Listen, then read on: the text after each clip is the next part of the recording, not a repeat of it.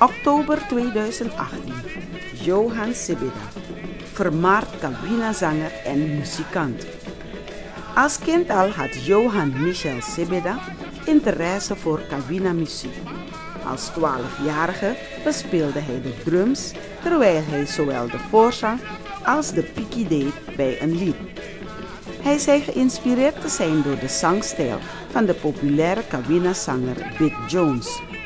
Tussen 1970 en 1980 werd Sebeda populair na het uitbrengen van zijn langspeelplaat Tantiri Anodong, die met steun van Nax werd gerealiseerd.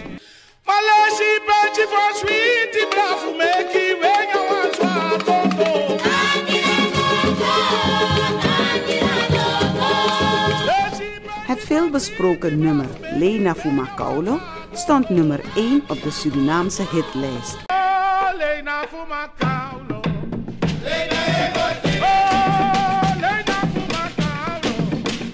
Samen met Nax trad hij op in Europa, Latijns-Amerika en het Caribisch gebied. Zijn grote bijdrage aan Nax was de overdracht van zijn kennis van Kawina en Winti-muziek aan jongeren.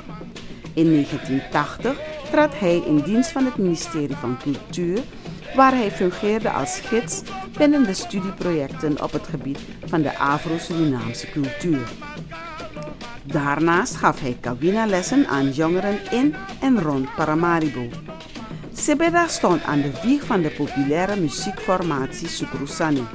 Hij organiseerde in 1983 een cursus Kawina en Winti drums en liep Winti Pre af om de Winti-muziek op een geluidsdrager vast te leggen. Johan Sebeda.